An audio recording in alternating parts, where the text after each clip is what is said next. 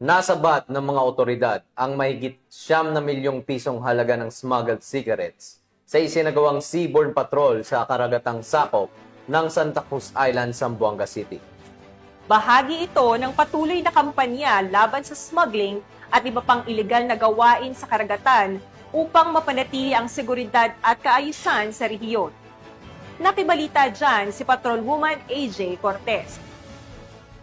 Sabat ng mga tauhan ng Regional Special Operation Unit RID-9 sa pakikipag-ugnayan sa Zamboanga City Police Station 11 Central at 904th MCR MFB9 ang tinatayang 9.4 milyong pisong halaga ng mga smuggled cigarettes sa isinagawang seaborne patrol sa karagatang sakop ng Santa Cruz Island, Zamboanga City bandang alas 4:55 ng madaling araw nito lamang ika-2 ng Setyembre taong kasalukuyan.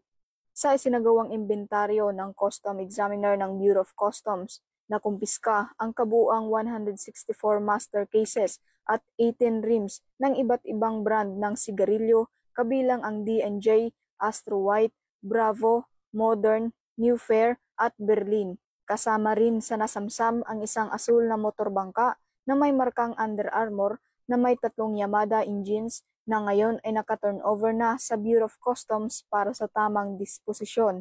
Samantala, nakilala ang mga naarestong suspect na sina alias Omar, 42 anyos mula Maluso, Basilan, alias Hood, 43 anyos, alias Sally, 48 anyos, alias Intek, 45 anyos, at alias Abser, 25 anyos, na parehong mga residente ng Barangay Taluksangay, Zamboanga City.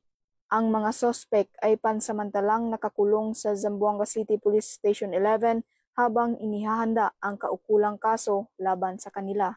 Ang isinagawang operasyon ay bahagi ng mas pinaigting na kampanya ng PNP laban sa smuggling na naglalayong pigilan ang pagpasok ng mga ilegal na produkto na nakakasira sa lokal na ekonomiya at kalusugan ng mamamayan. Mula dito sa tanggapan ng kapulisan sa Rehiyon Siyam, ako ang inyong PNN Correspondent Patrolwoman AJ Cortez, alagad ng batas, tagataguyod ng Balitang Pulis.